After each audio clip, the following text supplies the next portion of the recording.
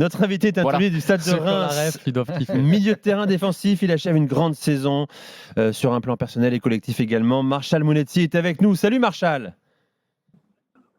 Oui, salut, bonjour à tous. Bonsoir Marshall. Salut Marshall. On voit ton sourire à la radio déjà dans le bonsoir Marshall. Très heureux de t'accueillir dans Génération After.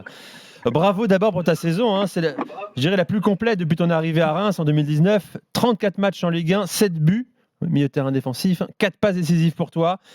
Est-ce que tu as le sentiment d'avoir franchi un cap, un palier cette saison à 26 ans?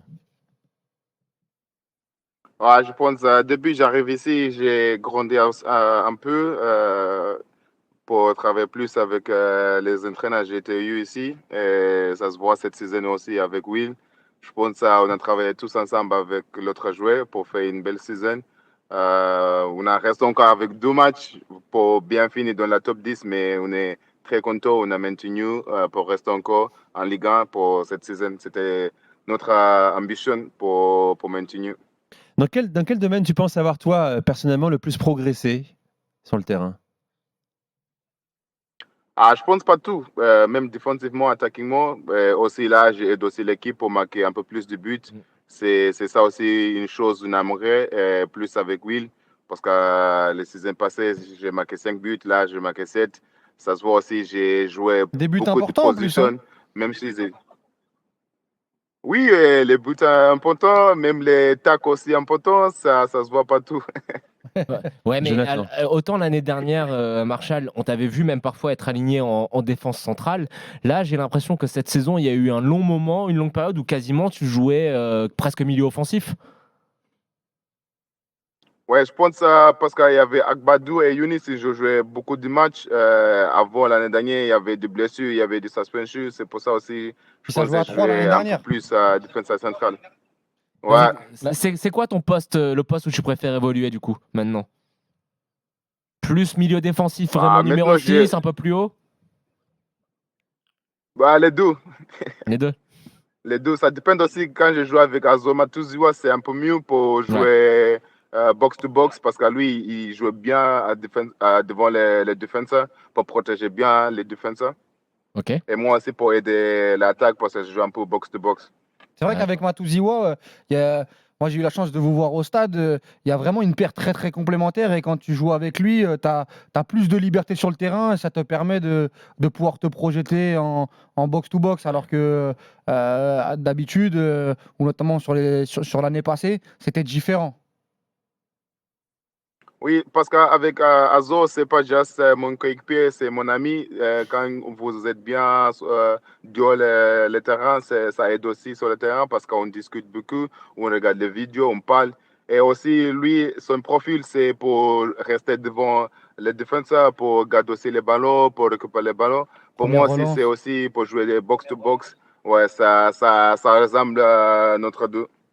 Alors Will Steele, a priori, va rester à Reims la saison prochaine. Hein. Il est en train de passer son diplôme. C'est l'équipe qui nous dit ça ce soir. Il devrait prolonger l'aventure en tant que coach de ton équipe. Il le passe en Marshall. Belgique. Hein, ouais, Il le passe en exactement. Belgique, pas en France. Parle-nous un peu de Will Steele, ta collaboration avec lui. Qu'est-ce qu'il t'a apporté? Qu'est-ce qu'il vous apporte concrètement? Tu dirais quoi spontanément? Pour moi, c'est une très bonne personne, pour premier. Il parle bien avec nous, il explique bien les principes du jeu. Il montre des choses que tu fais bien, il montre des choses que tu ne fais pas bien pour améliorer.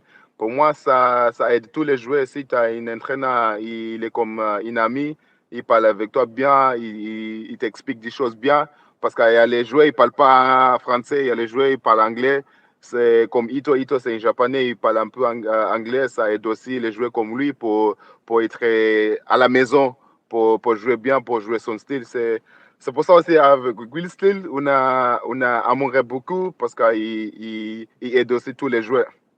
Et oui, Will Steele, même, c'est un peu la saison de Reims. Il y a eu une très bonne période et on a beaucoup focalisé sur lui, peut-être même un peu trop. Marshall, explique-moi par exemple en fin de match, quand vous êtes réunis là, pour faire la causerie à même la pelouse, tu peux nous le dire, là, il y a un peu de com là-dedans, non? C'est un peu de la communication. Vous pouvez le faire au vestiaire, ça. Non, c'est pour montrer les solidarités, c'est pour montrer les supporters, même les autres personnes qui regardent Stade de Reims. C'est une grande famille, on montre, on discute bien, on parle bien, même si on gagne, même si on ne gagne pas, on fait la même chose. Depuis aussi, quand on a commencé à RSCLI, on n'a pas changé des choses. Après le match, on parle avec Will Solepoulos, même dans la causerie aussi, ça ne change pas. Pour moi, je pense que c'est une bonne idée pour montrer qu'on est une bonne équipe, on est comme une famille. Tu as prolongé, hein, Marshall Monetti était avec nous dans Génération After sur RMC. Tu as prolongé jusqu'en 2027, en début du mois. Est-ce que ça veut dire que tu vois ton avenir à Reims au moins la saison prochaine? Oui, bien sûr. J'aime bien Reims. Je pense que c'est un club qui m'a donné une bonne opportunité pour jouer ça en Europe, en Ligue 1. J'aime bien pour continuer ici, pour aider l'équipe, pour être ambitieuse parce que c'est une équipe qui donne les opportunités plus pour les jeunes joueurs. Et ça se voit aussi cette saison avec Balogun, même l'année dernière aussi avec Hugo Getike. Et même pour moi aussi, je pense qu'on va continuer comme ça et continuer à travailler pour achiver notre objectif. Alors, ton autre match, Marshall Monetti, on en a beaucoup parlé ces dernières semaines, derniers mois, se joue sur le terrain social, hein. Tu as monté la fondation Marshall Monetti, qui a permis notamment à 60 enfants du Zimbabwe, ton pays, d'être scolarisés.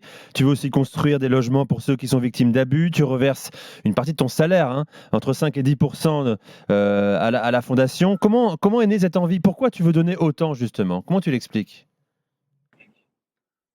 Parce que j'ai une Zimbabwe, j'ai grandi en Zimbabwe, je vois des choses difficiles pour les jeunes joueurs, ils ont pas, pour les jeunesses, ils n'ont pas les parents.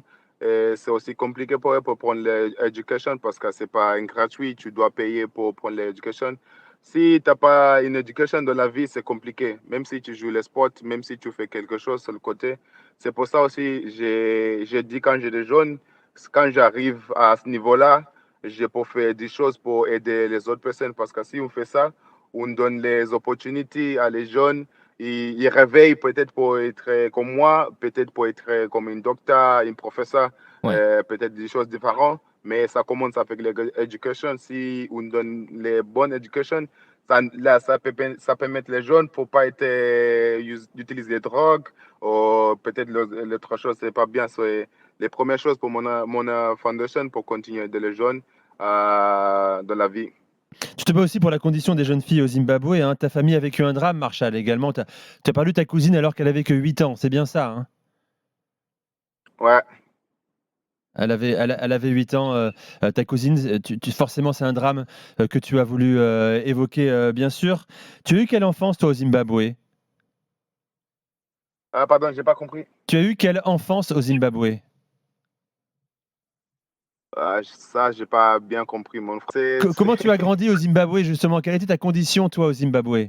Ok, pour moi, c'était pas mal. Mon père, il était policier. Ma mère, il travaillait au hôpital. C'était pas mal. On a été une vie un peu bien, comme les personnes qui travaillent dans le gouvernement.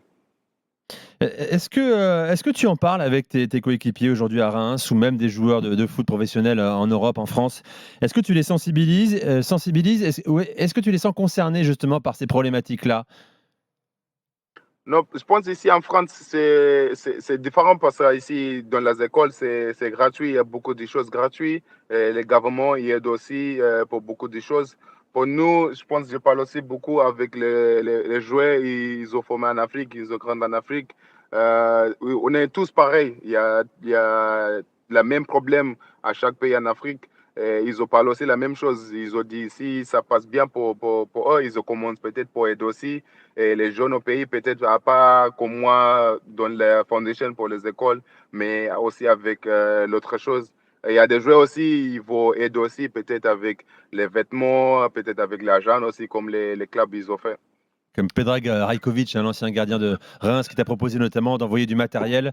Il t'a envoyé Oui. quelques cartons de vêtements notamment. Romain. Ouais, vous parlez beaucoup du Zimbabwe. Je reviens au foot une petite minute. Pour moi, le Zimbabwéen que l'on a plus adoré, qui a le plus marqué la Ligue 1, c'est Benjani. Karl Benjani Bien à sûr, Auxerre. l'attaquant d'Auxerre. Est-ce que, Marshall, Benjani, ça te parle? Tu as entendu parler de cet attaquant Oui, qui joue je à pense. Auxerre en Ligue 1?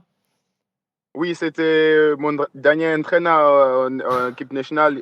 Je pense tous les jeunes au Zimbabwe connaissent Benjani. On a regardé lui beaucoup plus quand il était à Manchester City, à Portsmouth en Angleterre.